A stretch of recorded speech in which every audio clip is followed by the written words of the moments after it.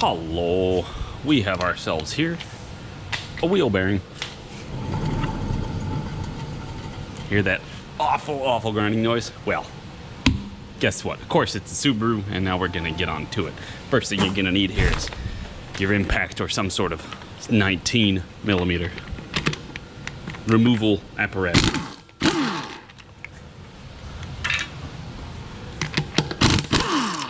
And you get the point. Let me get the rest of these off. Round rubber relocator removed. Now, this one does have electric parking brake, so I'm gonna go ahead and unplug that as best I can. This is gonna be a little irritating. These things are... There we go. Just 2 pins, and we'll just leave that there. I just don't want it to pull on the brake apparatus. I don't even know what year this thing is. I'll have to look that up and tell you. So then we're gonna remove the caliper bracket and the caliper and caliper bracket. Then we'll take off the rotor, and I'll show you what to do from there. Let's see, this is, what, T? It's probably a 7. Like ones that I use a lot there. Yep, 7. So 7mm Allen socket. I will do an inventory of all the tools at the end. 1/3 ratchet. 1. Ow, no. Head's getting in the way. It won't let me go straight. Just get a little extension. Little extension. Little extension. Come on, there we go. Awesome. Then we're gonna take this off. Let me go get my tripod. There. Seems pretty good. Let's get this out of here. Ratchety. Could use an electric ratchet and that would be fine. Then we need a screwdriver for these. If you're not careful with these springs, you can really get yourself, so I just grab it with a pair of pliers. So that way it won't shoot anywhere. If you're uncomfortable with your grip strength, just get a pair of vice grips and grab it with it. So now we're gonna try and loosen up this caliper some, but there's not really much of a gap here. Oh right, it's electric. Can't push too much on it. We did get it to move back a little bit though, and that's all you need. Don't try and push the piston all the way back. Don't worry, land it on the edge. Pad's fine.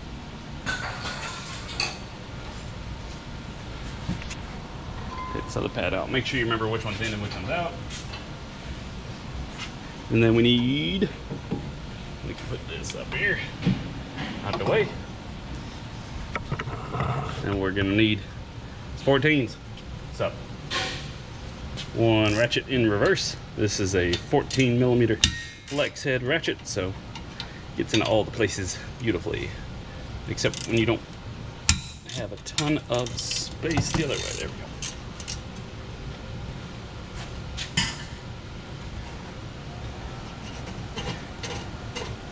What would I give the rating of this repair on for difficulty wise? I would say 3 out of 10.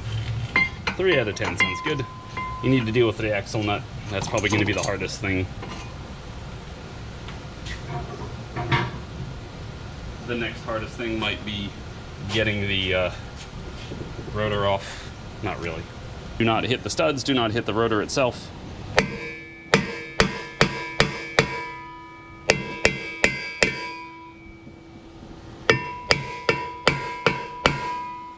Or your other option is to get 2 screws and put them in there, which is another one. Ring, ring, ring. There we go. I got it.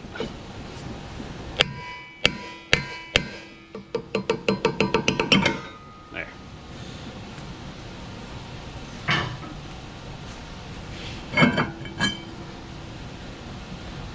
All right, wheel bearings exposed. Let's pick it up some more. Let's get this nut off of here, which should be a 32.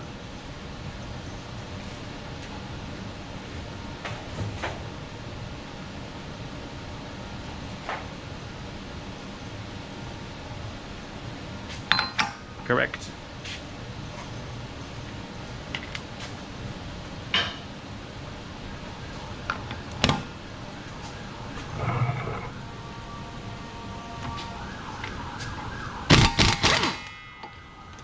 Shouldn't be terribly difficult to get that off. Another thing you can do is make sure that yep, the axle does move inside of the housing so it's not stuck.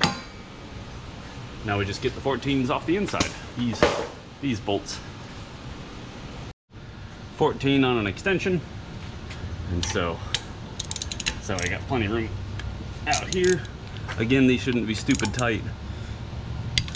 They should come off with a reasonable size ratchet. Unless you're somewhere up north, then I'm sorry, and this is just going to be a nightmare. And you might want to take it to a licensed service professional. But if you're not in the north, and it isn't awful places, then, or unless you're ready for this kind of a job. So I'll do that, get them just broke loose, and I'll come back with my electric drill and run them on out.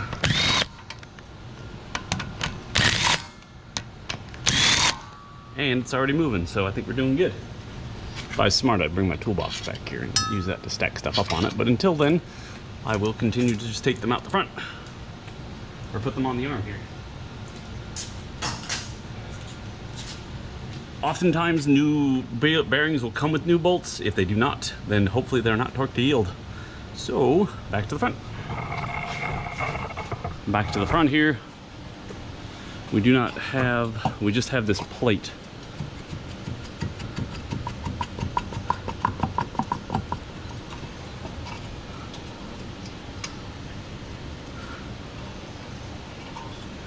Trying to see what, oh, that plate, there we go.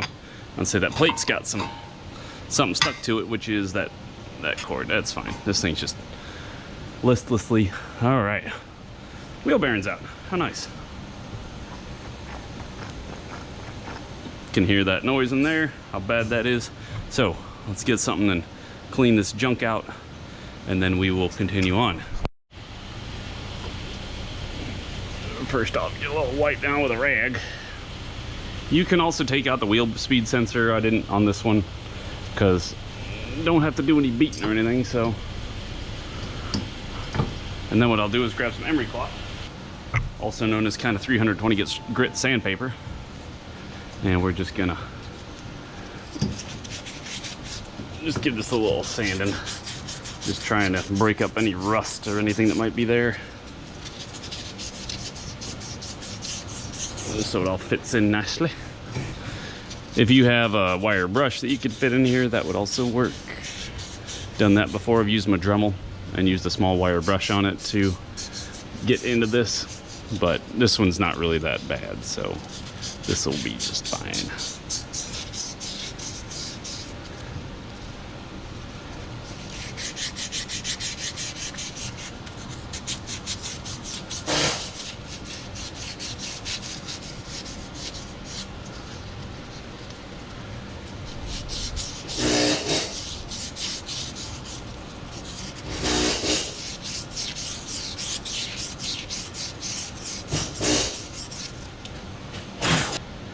Right in my hand. So let's get this put over here. Get this slid on here. Hopefully this time it will slide on in. There we go. You gotta kind of negotiate.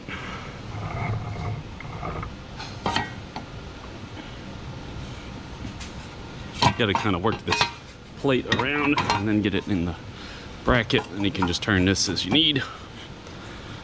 There you go. New wheel bearing setting in there.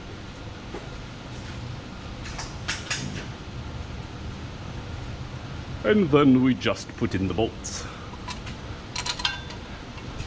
You're going to have to fuss with it until they fit in the holes on this side now.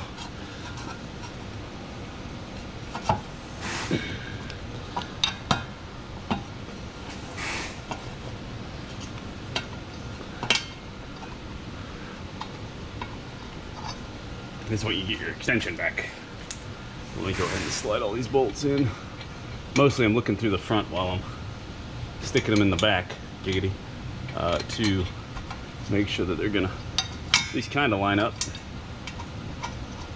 I think I just got a couple threads in the bottom. This bottom one you can still access the bolt head. I think I have it in a couple threads. So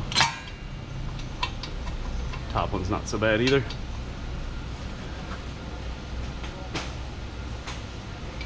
And that bottom one. The ones with the parking brake, or with the electronic parking brake, obviously are like super easy. Yep, we got the bolts in. I don't mind running things in with my hand when I'm unsure if they're straight or not, just to make sure that it goes in very nice and smooth. These two I know are in, so I'll just go ahead and whiz them on up there. Awesome.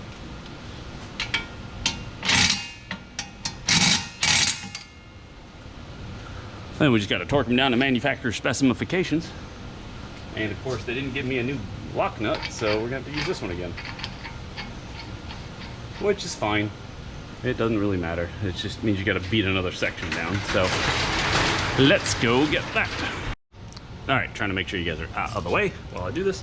Torqued to 65 Newton meters is what my documentation says, which, what is that in foot-pounds? It's some number that is converted, and then when it is converted, it reaches 65 Newton meters, so I believe you have the power to do that. So do cross them. Go like top left, bottom right, or top right, bottom left.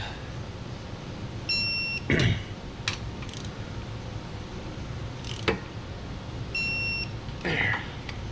And I just go back and check one more time to make sure that nothing settled in while I was doing it.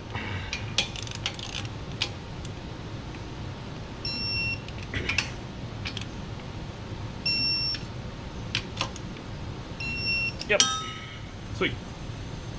Next up on the caliper bracket. One rotor.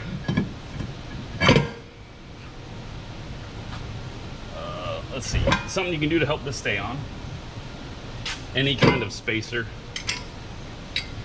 You could use a nut, you could use a wrench, you could use, I don't know, a hair clip. Something. Just get it a little. This will stay straight so you don't have to fight it.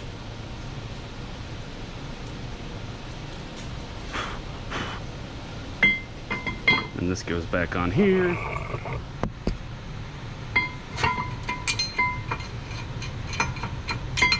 Bolt should go in nice and easy. These are torqued to 66 Newton meters.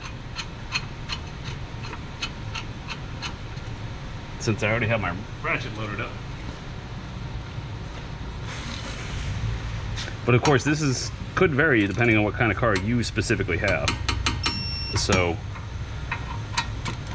always consult your service documentation that I wish they would just give out for us to use. We can go ahead and put the pads back in.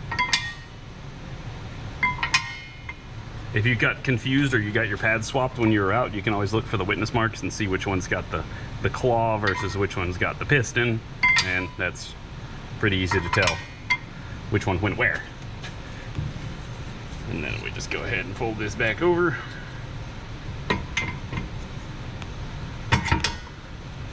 Like so. Just push them in, and I gotta go get my 7 again.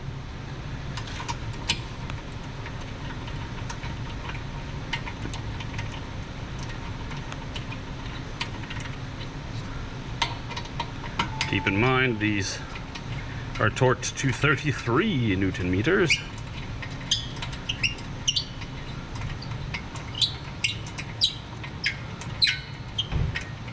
There. 33. 33.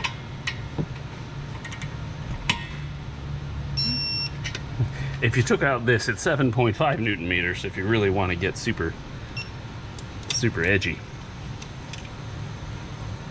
And we'll plug in this connector at the bottom of the parking brake. There we go. Click.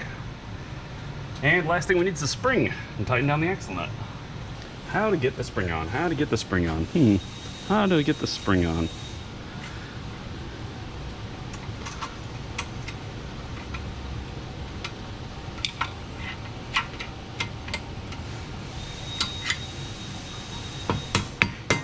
There we go. Little finesse. Springs on. Last up, this hocus pocus. because at this point we have the bearing tight, caliper and caliper bracket are all tight, and then we just need to tighten that and then put the wheel back on.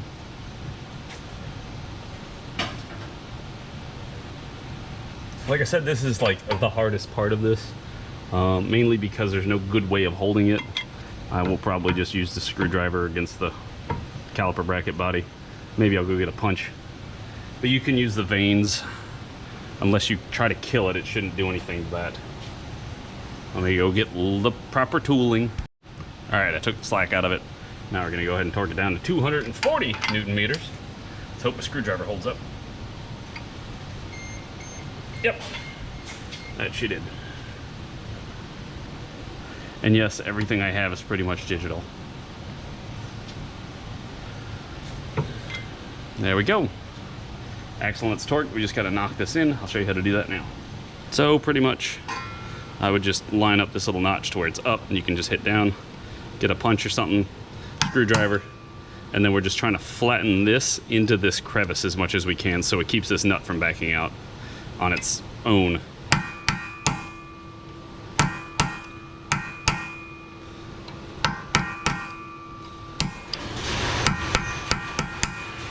That'll be plenty. It's called staking it when you do this. Like steak, yum yum. And there we go.